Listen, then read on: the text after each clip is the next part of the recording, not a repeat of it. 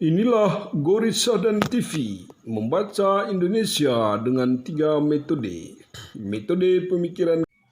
Selamat pagi kepada pemirsa Gorissa dan TV di seluruh Indonesia. Gorissa dan TV membaca Indonesia dengan 3 metode. Metode pemikiran kritis, metode pemikiran analitis, dan metode pemikiran reflektif. Pemirsa Gorissa dan TV yang kami cintai, pada kesempatan ini kita mengeksplor tentang bahaya politik transaksional di dalam pemilu. Dan sebagaimana pemirsa ketahui bahwa sebentar lagi kita akan menyelenggarakan pemilu 2024, di mana pentahapannya sudah dimulai pada 1 Agustus kemarin, yang diawali dengan pendaftaran partai di KPU ya. Nah, sebagai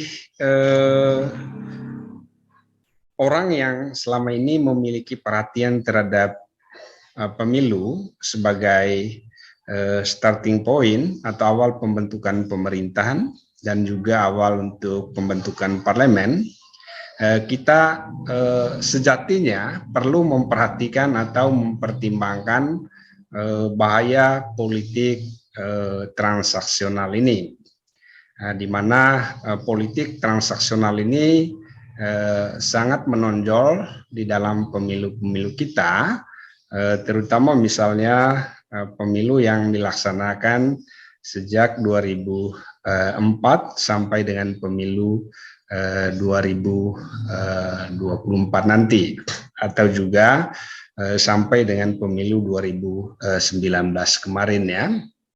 Nah, hal ini tentu saja, atau munculnya politik transaksional ini tentu saja disebabkan oleh berbagai hal ya. Hal yang pertama itu adalah tampilnya aktor-aktor politik yang tidak memiliki basis massa dan basis politik yang kuat ya, atau tidak memiliki akar yang kuat di dalam masyarakat ya, atau di level grassroots ya. Kemudian yang kedua juga disebabkan oleh pola rekrutmen politik dan kaderisasi yang tidak sungguh-sungguh dilakukan oleh partai politik ya. Partai politik selama ini belum terlalu serius melakukan rekrutmen dan kaderisasi politik ya, dan bahkan rekrutmen ini diterjemahkan sebagai cara partai politik untuk menerima pendaftaran siapa saja yang mau untuk mencalonkan dirinya menjadi calon anggota legislatif ya, baik di tingkat pusat maupun juga di tingkat daerah. Nah, hal ini atau fenomena tentang rendahnya inisiatif, kemudian juga kreativitas partai di dalam melakukan rekrutmen dan juga dalam kaderisasi politik ini bisa ditemukan hampir di semua partai politik ya. Berdasarkan studi yang terakhir, salah satu kelemahan yang dimiliki oleh partai politik Indonesia itu adalah rendahnya mereka di dalam melakukan rekrutmen dan kaderisasi ya. Kaderisasi yang tidak terlalu serius atau tidak terlalu sungguh-sungguh dilakukan oleh partai politik ya. Dan bahkan kalau misalnya kita mengambil data terkait dengan rendahnya kaderisasi ini, ada beberapa partai di Indonesia di mana partai politik itu hampir pasti dari pemilu ke pemilu memiliki ketua umum yang sama dan juga memiliki calon presiden yang sama.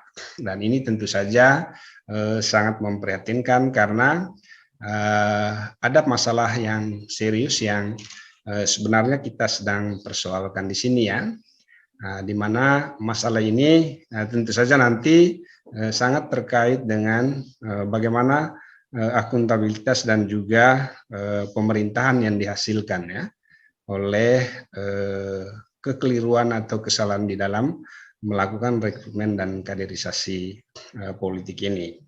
Nah, temuan kami ini sesungguhnya bisa dilihat sebagai pelajaran ya, atau sebagai peluang dan kesempatan bagi kita untuk memperbaiki celah-celah yang sangat penting dalam pemilu 2024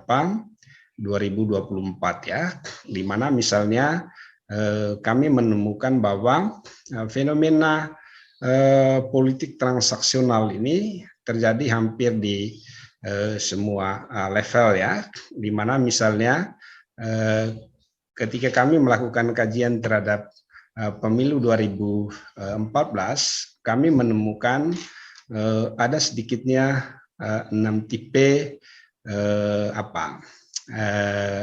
politik transaksional ya yang terjadi di dalam pemilu, di mana politik transaksional ini melibatkan kontestan atau peserta yang menjadi calon ya di dalam pemilu ya. Yang pertama yang mungkin juga perlu diperhatikan adalah munculnya fenomena party buying ya. Dan fenomena party buying ini misalnya fenomena yang terjadi menjelang pemilu 2014 ya, di mana pada waktu itu HT atau Haritanu membeli Partai Hanura ya, dan ini tentu saja adalah persoalan yang serius ya. Dan dalam pemilu 2024 juga fenomena party buying ini sebenarnya muncul melalui gejala-gejala, misalnya pengambilan partai oleh orang tertentu atau tokoh tertentu, kemudian juga terjadinya perpecahan partai di beberapa partai politik ya, salah satunya misalnya PKS yang melahirkan Partai Gelora ya, kemudian PAN yang melahirkan Partai Umat dan lain-lain sebagainya ya. Kemudian yang kedua ini adalah vote buying ya. Vote buying ini adalah pembelian suara atau pembelian kedaulatan ya. Kalau kita lihat bahwa pemilu itu adalah sarana kedaulatan rakyat, maka pembelian suara atau praktek pembelian suara yang terjadi di dalam pemilu itu sama dengan praktek untuk melegitimasi pembelian kedaulatan rakyat oleh aktor ya, oleh kontestan tertentu ya. Dan ini banyak terjadi ya, misalnya di pemilu 2014 ini vote buying ini hampir terjadi di setiap daerah pemilihan ya. Bahkan terjadi juga fenomena di mana suara itu dibeli oleh kandidat atau calon anggota legislatif tertentu ya. Kemudian yang ketiga, adanya bureaucratic buying ya. Bureaucratic buying ini selalu terjadi di dalam pemilu kita, terutama misalnya sejak pemilu 2004 sampai dengan pemilu 2019, di mana bureaucratic buying ini terjadi melalui kampanye-kampanye atau politik-politik yang melibatkan aparat negara ya di dalam pemilu, di mana aparat negara ini dijadikan sebagai tim sukses ya, dengan model pertukaran jabatan dengan suara ya, atau dengan dukungan politik ya. Ada banyak riset yang terkait dengan itu, bagaimana fenomena bureaucratic buying ini terjadi hampir di semua level pemerintahan, di mana ketidaktegasan pemerintah juga di dalam melaksanakan undang-undang aparat sipil negara atau kode etik aparat sipil negara menyebabkan banyak sekali aparat sipil negara yang juga terlibat di dalam praktek bureaucratic buying-nya. Nah, kemudian yang berikutnya adalah praktek KPU buying ya, atau pembelian KPU. Nah, fenomena pembelian KPU ini hampir terjadi di beberapa KPU ya. Misalnya Kompas pada 2 Mei tahun 2014 melaporkan bahwa semua anggota KPU Batam diberhentikan karena memanipulasi hasil pemilu ya. Dan manipulasi hasil pemilu yang dilakukan oleh KPU ini tentu saja berimplikasi kepada integritas dan juga kredibilitas dari pemilu itu sendiri ya. Kemudian yang terakhir itu adalah Bawaslu buying atau pembelian Bawaslu ya di Papua. Di dalam pemilu 2014 ada seorang anggota KPU ditangkap karena bekerja untuk caleg tertentu ya. Jadi ini ada beberapa tipe, mungkin nanti ada juga tipe-tipe yang lain ya, di mana praktek politik transaksional ini merupakan sesuatu praktek yang sangat lumrah atau sangat sering terjadi di dalam pemilu kita ya. Dan apa bahaya atau implikasi dari politik transaksional ini? Yang pertama, politik transaksional ini berimplikasi kepada yang pertama menghasilkan representasi politik minus akuntabilitas ya. Jadi ada wakil rakyat tetapi dia tidak memiliki pertanggungjawaban politik yang terbuka, yang yang bisa dibaca atau bisa dilihat oleh publik ya. Atau kita sering menggunakan istilah munculnya wakil rakyat yang tidak merakyat ya. Nah, kemudian yang kedua, politik transaksional tentu saja menghasilkan transaksional government ya, atau pemerintahan transaksional ya. Kita misalnya melihat beberapa fenomena terakhir, banyak kepala daerah ditangkap oleh KPK ya, dan penangkapan kepala daerah ini tentu saja faktor penggeraknya itu adalah praktek politik transaksional yang terjadi di dalam pemerintahan ya, di mana politik transaksional yang terjadi di dalam pemerintahan ini salah satu bentuknya adalah jual beli jabatan, termasuk juga adalah jual beli proyek-proyek yang dibiayai oleh APBN, anggaran pendapatan belanja negara, atau dibiayai oleh anggaran pendapatan belanja daerah. Kemudian yang ketiga, bahaya lain dari politik transaksional ini adalah menguatnya represi politik dalam pemerintahan, di mana represi politik yang terjadi di dalam pemerintahan ini dilakukan untuk menutupi transaksi politik yang dilakukan secara meluas ya di dalam setiap level pemerintahan.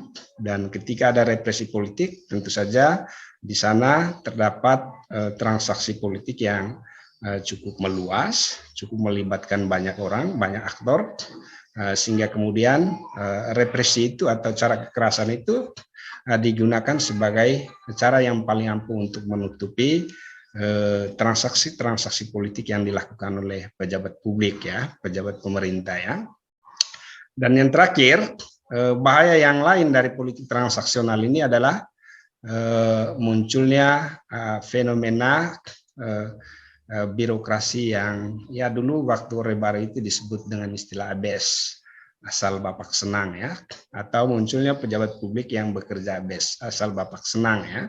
Jadi tidak sungguh-sungguh berbakti kepada kepentingan rakyat, tidak sungguh-sungguh mengabdi kepada kepentingan rakyat ya. Kalau dia wakil rakyat ya dia tidak sungguh-sungguh berbakti kepada kepentingan rakyat, tetapi justru terlibat di dalam aksi jual beli ya, jabatan, jual beli proyek, di mana aksi-aksi jual beli jabatan, jual beli proyek itu dianggap sebagai sesuatu yang lumrah, sebagai sesuatu yang biasa.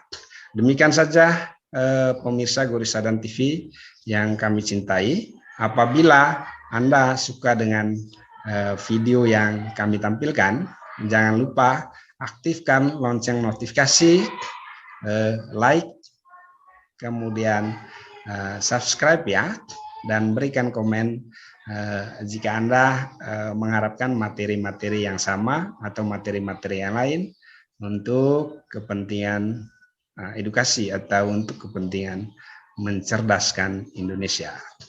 Sekian saja dari saya, selamat pagi, sampai jumpa di Gorisadan berikutnya. Terima kasih.